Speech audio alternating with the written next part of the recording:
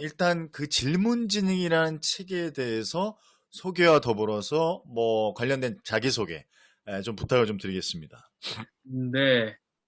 질문지능이란 책은 일단 제가 첫 번째 제 책이기도 하고요. 아, 제가 처녀작이군요. 네. 작가로서 데뷔를 하게 된 책입니다. 아, 네. 예, 그래서 제가 어떤 키워드를 가지고 어떤 컨셉을 가지고 대중들하고 소통을 할 수 있을까를 고민했을 때 제가 어렸을 때부터 가장 저한테 좀 화두가 됐던 키워드가 사실 질문이었어요. 질문.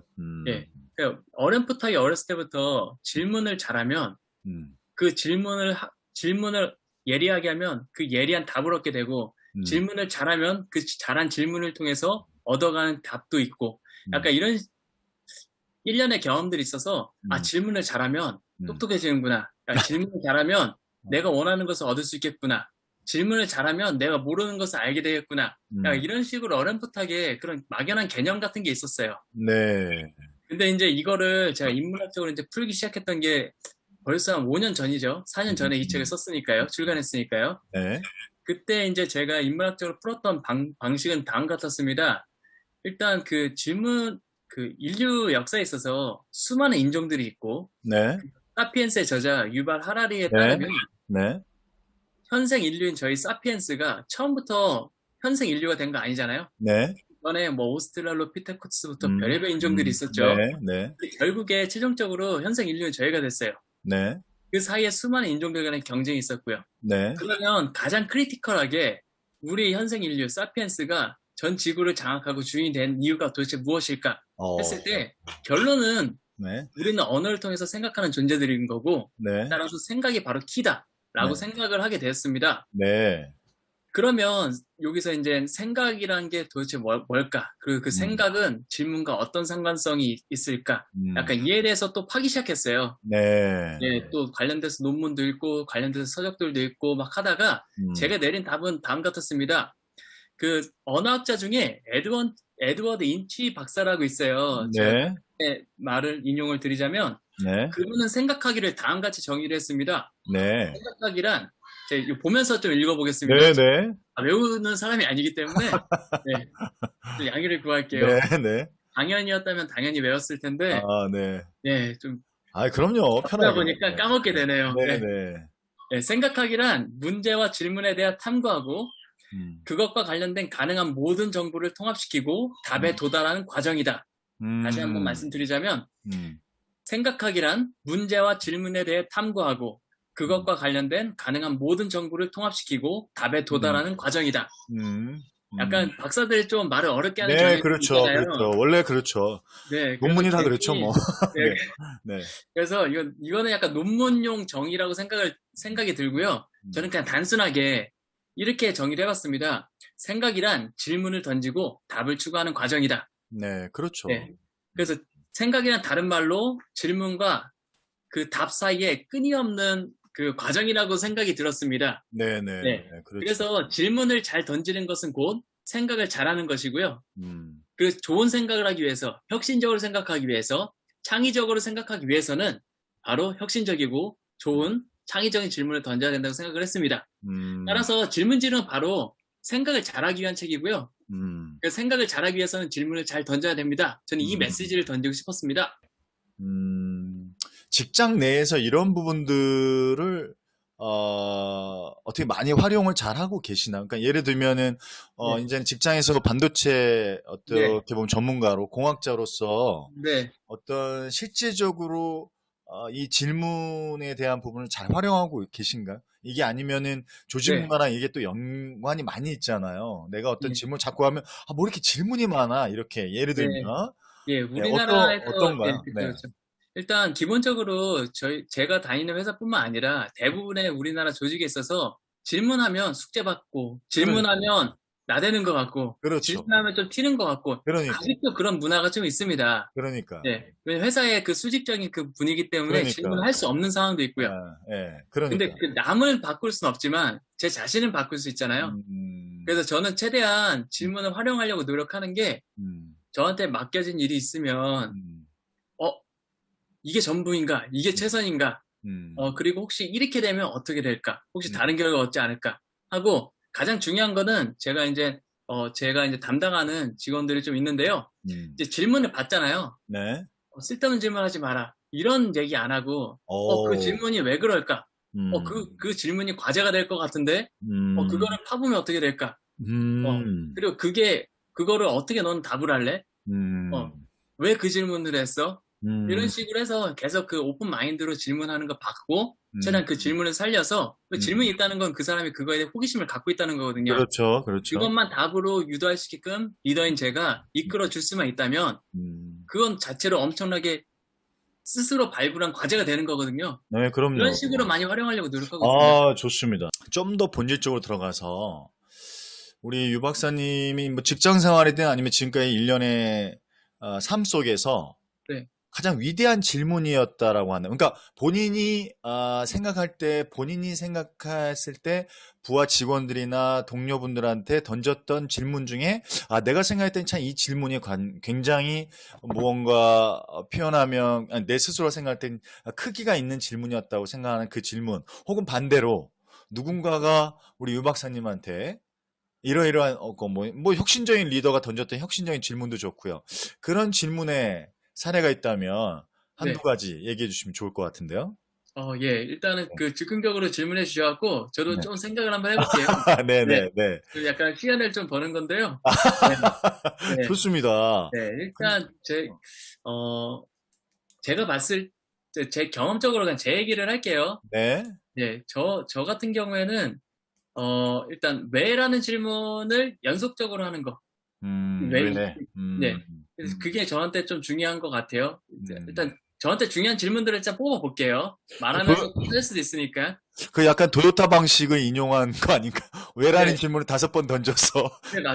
도요타, 예, 예. 네. 근데 제가 하는 일 같은 경우에는 일단은 저는 제가 하는 일은 그냥 그거에 직업이 있기 때문에 그쪽으로 생각할 수밖에 없어요. 그렇죠, 그렇죠. 근데 반도체를 만들다 보면 최대 생산을 해야 되고요. 그렇죠. 어떤 회사도 마찬가지로 제조업은 최대 생산을 해야 되고요. 음, 단순히 생산만 많이 할 게 아니라 수율을 끌어올려야 돼요. 음, 저는 수율을 끌어올리고 품질을 향상시키는 그런 일을 하거든요. 그렇죠. 그러면 수많은 분량들이 존재를 할 수밖에 없어요. 음, 그러면 왜 이 분량이 만들어졌지? 근데 거기서 더 나아가서 그건 또 왜 그럴까? 그건 음, 그렇지? 음, 그건 또 왜 그럴까 하다 보면 음, 근원적으로 그 요인을 만들게 된 원인에 봉착하게 됩니다. 음, 바로 그것을 제어할 때, 가장 근원적인 원인을 제어할 때 근원적인 개선을 하게 되고요. 음, 예, 가장 효율적으로 적은 비용을 가지고 개선할 수가 있게 돼요. 음, 예, 그 5Whys라고 하는 도요타 방식도 다 가장 그 원인을 찾는 과정.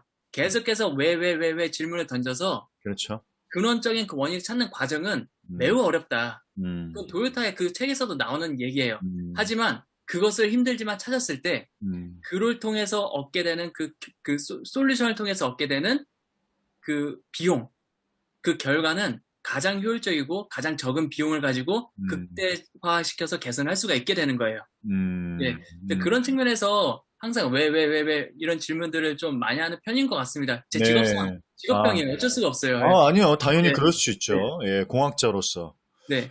그리고 또, 네, 네. 두 번째로 저한테 중요한 질문은 사실 수많은 질문들이 있기 때문에 딱 하나의 음, 질문이라고 말은 못하겠지만 하나의 질문의 양식이라고 좀 말씀을 드리겠습니다. 네, 질문 중에는 약간 what if 퀘스천이 좀 있어요. 네, 네, 만약 어떠하다면 어떻게 음, 될까? 음, 저는 개인적으로 이제 제가 과학자고 박사학위를 받다 보니까 저희는 실험을 해야 돼요.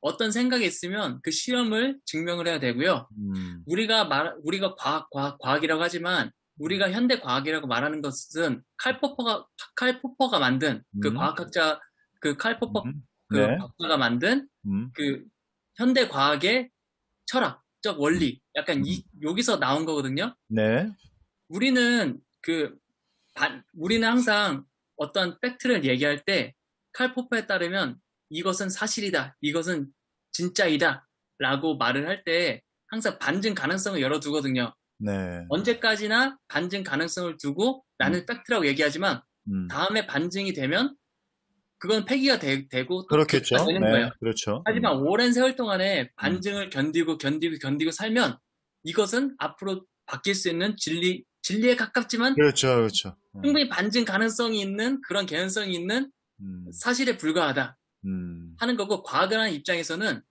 어, 완전히 올바른 진리, 해답을 찾는 과정에 있지만 그 찾는 과정에 있어서는 질문을 통해서 그물을 던져야 되거든요. 그 음, 질문이 바로 what if 퀘스천이에요. 네, 과학에서는 이 what if 퀘스천을 가설이라고 표현을 하고요. 네, 네, 내가 궁리하고 내가 던지는 이 질문이 음, 사실이 아닐 수 있어. 충분히 그렇죠. 반증이 될 수 있어. 음, 하지만 만약 이렇게 되면 어떨까를 증명하는 과정 속에서 음, 나는 체계적으로 검증하고자 실험 계획을 디자인하고 고안하고 그걸 통해서 아직까지는 충분히 나중에 누가 반증을 할 수 있겠지만 음, 내가 세운 이 엄격한 과학적 방법을 통해서 검증했을 때는 이게 이 와디프케이션은 맞는 것 같아.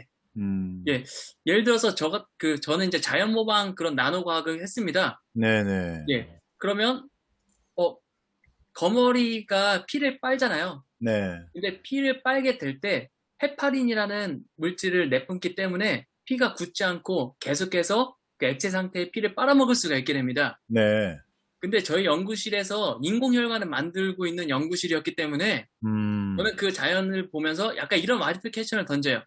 만약에 가능하기만 하다면 이 헤파린이라는 거머리가 내뿜고 있는 이 물질을 인공혈관에 붙일 수가 있다면 어떻게 네, 될까? 어, 어, 특 A, B, C라는 수많은 그 어떤 고분자를 접합시키는 방법들이 있지만 만약 D라는 방법을 통해서 진짜로 접합하기 힘들다는 이 인공혈관 표면에 음, 붙일 수 있다면 되지 않을까? 음, 해서 저는 이제 실험을 디자인하고 이 방법을 통해서 음, 헤파린을 접합시킬 수 있습니다. 음, 라고 그 조건을 얘기하고 이제 그거를 사람들한테 공유를 하는 거잖아요. 네, 네, 그러면 뭐야 이게 진짜 같네? 음, 맞겠다 하고 사람들이 이제 그걸 인용을 하기 시작해요. 그렇죠. 그러다가 아이작 뉴가 제시한 이 방법은 이러이런 상황에서는 맞지만 이러이런 상황에서는 틀린 거다라고 다음에 또 기각이 되고, 발표를 해요. 네, 그러고 또 새로운 방식이 나와서 이렇게 하면 음, 어떠한 인공혈관 갖다 놔도 다 접합이 가능합니다라는 사람이 또 나타났어요. 그렇죠. 이런 식으로 우리는 항상 와이프 질문을 던지고 음, 반증 가능성을 열어두고 음, 항상 검증을 하는 그런 존재거든요. 과학자라는 게. 음. 그런 제가 너무 말이 길어서 죄송한데요. 아니야, 아니야, 아니야. 아, 그러니까 그거 제가 느낌상에 딱 네네. 보니까 네. 벌써 이제 두 가지 이제 네. 질문에 위대한 질문, 뭐 하여튼 내 삶에 있어서 굉장히 귀한 질문들이 많지만 네. 그 두 가지, 한두 가지를 얘기해 달라고 했을 때 딱 네. 나온 게 첫 번째 Y라는 질문. 너무나 당연할 수 있지만 굉장히 중요한 질문이잖아요. 그 네. 두 번째, What if라는 질문, 가설에 대한 질문은 저도 이제 똑같이 동의하는 부분인데 네. 이 두 네. 가지 질문이 당연스럽게 아주 당위적으로 과학자로서 당연히 중요한 질문이라는 생각이 들어요. 그러니까 네. 역시 박사님으로서 논문을 썼던 이 부분하고 똑같은 맥락에서 보면 어찌 네. 보면 우리가 계속해서 연구해가는 네. 공학자이자 과학자이자 저는 이제 인문학자로서 계속해서 네. 이 두 가지 질문이 제일 중요하잖아요. 왜 네. 이럴까? 왜 네. 그럴까? 그러면 거기에 대해서 관심이 많고 저는 이제 조직 커뮤니케이션이나 조직 이제 매체를 연구하는 사람이다 보니까 네. 어쨌든 이 두 가지 질문이 너무너무 중요한데 이 맥락은 아마 똑같지 않을까. 영역은 다르지만 네. 공학자고 인문학자고 다르긴 하지만 사실은 근데 이건 꼭 어떤 뭐 아카데미컬한 걸 떠나서 너무너무 우리 삶에서 중요한 질문인 것 같아요. 네, 이 두 맞습니다. 가지 예. 질문이 어떤 창의력이나 변화 혁신과 관련된 부분에 어떤 그런 집단적인 지성을 끌어낼 수 있는 네. 그런 질문들의 예제가 좀 있을까요? 그런 어떤 질문을 던져야 리더가 그런 네. 집단 지성을 끌어내고 창의력을 끌어낼 수 있을까요? 집단 어떤 힘을 통해서. 예, 어떤 질문이 있을까요? 그게 참 쉽지 않은 것 같아요. 음. 음. 일단 그 특정 질문은 그 조직마다 그렇죠, 수도 그렇죠. 예. 다르고 그 조직에게 혁신을 끌어당길 수 있는 그 질문의 유형 또한 되게 많을 것 같아요. 네, 네, 네. 그래서 딱 어떤 질문이다라고 말하기가 솔직히 되게 어려운 그렇죠, 것 그렇죠. 같습니다. 이제 네, 그거는 네, 그냥 인정하는 거고요. 네.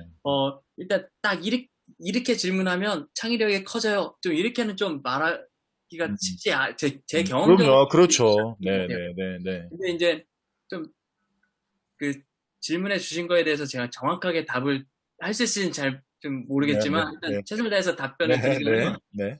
제 경험상으로는 제가 이제 어떤 조직을 이제 맡아서 뭐 일을 할 때 그 혁신이라든지 그 창의성을 위해서는 어떠한 시간이 좀 필요한 것 같아요. 시간. 어떤 좀, 음, 예, 시간이 좀 필요하다고 생각이 들고, 음, 약간은 리더는 그 밑에 있는 사람들이 좀 동료들이 함께 같이 협업을 하는 그 사람들이 좀 실수해도 또는 좀 어떤 실수까지 아니더라도 또 음, 잘못한 실수도 치명상을 만들 수 음, 있으니까 약간 어떤 시도를 한다든지 음, 어떤 질문을 던졌을 때 그거에 대해서 오픈 마인드로 받고 그거에 대해서 고민할 수 있게끔 기회를 주고 그거를 듣고 궁리하고 연구하고 어떤 결과가 날 수 있게끔까지 어떤 좀 지원해주고 격려해주고 좀 용기를 좀 동기부여를 해줘야 된다고 생각이 들어요. 왜냐하면 네네네.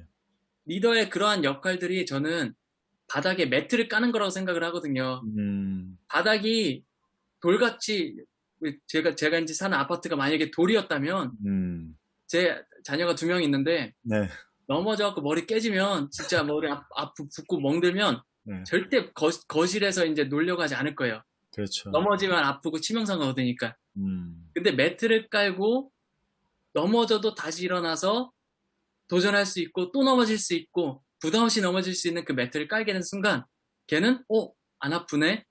또 일어나고 또 넘어지고 놀다가 또 넘어질 수가 있거든요.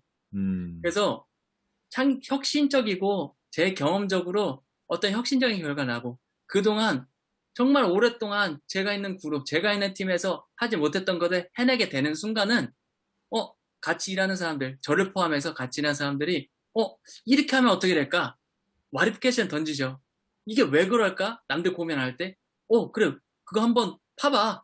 음, 이렇게 하면 그동안 하지 못했던 방식으로 팔게 되지 않을까? 음, 어, 선배, 이거 이렇게 하면 이렇게 이런 결과를 얻었는데 음, 만약 이 결과가 음, 이렇게 해석한다면 음, 그동안 좀 다른 좀 방향으로 좀 틀 수 있지 않을까요? 라고 하면 그래 그럴 수도 있을 것 같아. 하지만 그동안 우리의 팩트는 이거고 음, 이런 배경 속에서 네 말은 여기까지 맞고 이건 틀린 것 같아. 음, 근데 그건 맞기 때문에 유효하기 때문에 한번 그 아이디어 살려서 한번 해보자.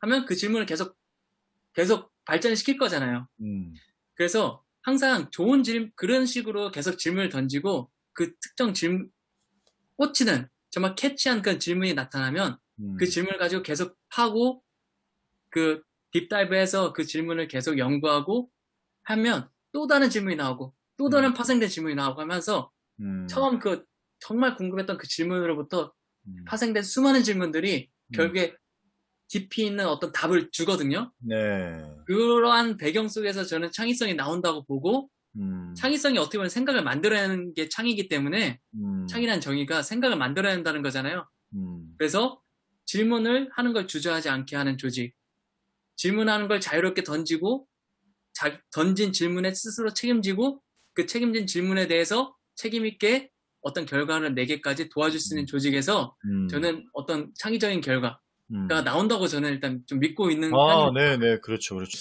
아, 이제 마무리 단계의 어떤 질문으로 이제 여쭤보고 싶은 게, 네, 과연 2030 청년들에게 요즘에 참 안타깝잖아요. 뭐, 이렇게, 사실 독거노인, 뭐, 자살률도 높아지만 2030 세대도 지금 너무 높아지고 있거든요. 네, 사실 뭐, 취업이 안 되니까 더더욱 더 그런 부분들도 크고, 제가 봤을 때 이게 양극화라고 해야 될까요? 이 코로나 이후에 이제는 그전 세대로 좀 못 돌아갈 것 같아요. 제 생각에는.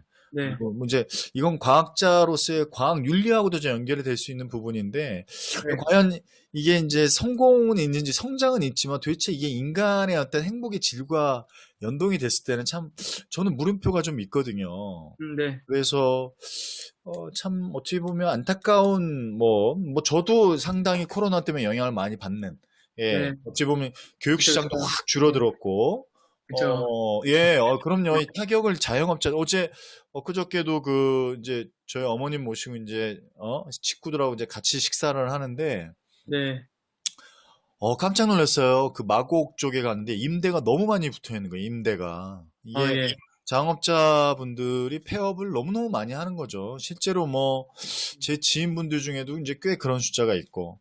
과연 이분들에게 뭔가 이렇게 뭐 질문지능하고의 어떤 꼭 책 내용은 아니더라도 어쩌면 네, 과학자로서, 공학자로서, 그리고 하나의 직장인으로서 또 아빠로서 또 어찌됐든 이제 여러 이제 미래의 계획들을 하고 계실 텐데, 네, 희망이 될 수 있는 메시지를 좀 주신다면 네. 어떤 메시지를 좀 주실 수 있을까요? 그 부분을 좀 네, 말씀 좀 부탁을 좀 드릴게요. 네. 네. 일단 주신 질문들이 되게 그 뭐랄까 즉흥이지만 어떤 되게 중요한 질문을 던져주시는 것 같아서. 즉흥이지 않습니다. 저희 다 아, 준비해 진짜요? 갖고 하는 거예요. 아, 네, 진짜요? 네. 네, 네, 네. 네.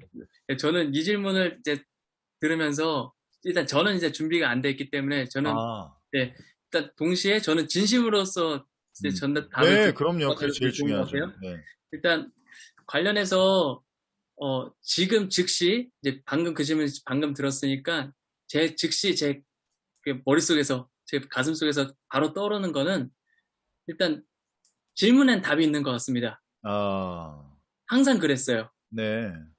우리는 항상 그 약간 난관에 봉착하다든지 아니면 어려운 일을 만나면 이 일이 왜 나한테 일어날까부터 시작해서 어떤 질문을 하게 되는 것 같습니다. 어떤 과제를 한다든지 어떤 과제를 맡고 어떤 어려운 일을 맡게 되면 이걸 어떻게 해나가야 될까 질문을 할 수밖에 없고요. 음, 어떤 사람과의 어떤 관계 문제가 있을 때 왜 이 사람과의 관계에 있어서 힘든 일이 자꾸 벌어질까 하면 왜? 항상 우리는 또 질문을 하게 마련이에요. 근데 항상 질문에는 좀 답이 있는 것 같습니다. 네. 예, 그래서 돌이, 내가 어떤 처음에 질문을 할 때, 이 질문에 진짜 답이 있을까? 그때는 모르지만 시간이 지나고 나서 돌이켜보면 항상 던진 질문에는 답이 있어요. 음, 저는 이제 그거를 이제 좀 이해를 하고 경험을 하다 보니까 네. 내가 어떤 질문을 던지면 시간이 얼만큼 걸릴지 그때그때 질문마다 좀 다르지만 또 음, 운도 따르죠. 그 질문이 바로 답을 얻게 될 때도 있지만 음, 늦게 답을 얻게 될 때도 있어요. 하지만 대학원 때부터 시작해서 뭐 그 전부터 시작해서 제가 던진 질문은 항상 답이 있었고 저는 그 답을 꼭 찾게 되더라고요. 답이 반드시 있다. 예, 질문에는 답이 반드시 있고요. 음, 답이 없는 질문은 없는 것 같습니다. 그래서 어느 음, 순간 약간 어, 약간 믿음처럼 저한테 좀 온 게 뭐냐면, 내가 던진 질문은 아무리 어려워 보여도 반드시 답이 있다. 음, 아무리 내가 지금 맡고 있는 과제가 어렵고, 진짜로 목표 달성 미달할 것 같고, 두렵고, 떨려도 음, 그 과정 속에서 던진 질문은 반드시 답이 있다. 음, 요거를 경험하게 되니까, 제가 던진 질문에 대해서, 걱정 마. 시간 지나면 반드시 답을 알게 되니까, 음, 담대하게 질문에 대해서 깊이 있게 파보자. 그거를 질문 잊어버리지 말고 붙들다 보면 반드시 그 답을 얻게 된다. 약간 이런 식의 믿음이 좀 생긴 것 같아요. 경험적으로. 그래서 음, 청년들이라든지 던져진 질문이 뭐 자영업자라든지 뭐 코로나 때문에 힘든 사람들에게 어떤 뭐 응원의 메시지라고 할 수 있는데 제가 이 질문 진행의 작가로서 드리고 싶은 말은 그 여러분들께서 각자 이제 삶 속에서 잡고 있는 중요한 질문이란 게 있는데 그게 답이 없는 게 아니라 붙들다 보면 반드시 답을 얻게 되고 그 답을 얻는 과정 속에서 진짜 즐겁고 행복이 좀 있지 않을까라고 좀 음. 응원의 메시지를 던지고 싶습니다. 야, 역시 질문지능의 저자분답네요. 제가 여기에 탁 이렇게 메모를 했는데, 네, 질문에는 반드시 답이 있다. 네, 그래서 저는 어떤 책의 제목과 인용을 할까 하는데, 네, 질문하는 용기. 예, 네, 미움받을 용기가 아니라, 네, 저는 질문하는 용기에 대한 것이, 굉장히 좀 중요하겠구나. 질문에는 반드시 답이 있다라는 부분이, 뭐야. 이렇게 그냥 스쳐 지나가듯 그냥 가볍게 생각하면, 뭐야. 질문에 답이 있다? 그게 뭐야. 근데, 네, 제가 봤을 땐 곰곰이 생각을 해보면, 우리가 흔하게 생각했을 때 삶을 대충대충 사는 사람은 네, 이 답에 대해서 질문에 답이 있다 그러면 비웃을 것 같아요. 근데 음, 정말 치열하게 살았던 사람은 결코 이 문장 하나를 그냥 스치듯 못 지나갈 것 같아. 제 생각에는. 네, 그래서 너무 귀한 메시지를 주신 것 같아요. 질문에는 반드시 답이 있으니까 질문의 용기를 갖자. 네, 맞습니다. 질문하는 용기. 그러면 네, 그렇습니다. 반드시 답이 있을 거다.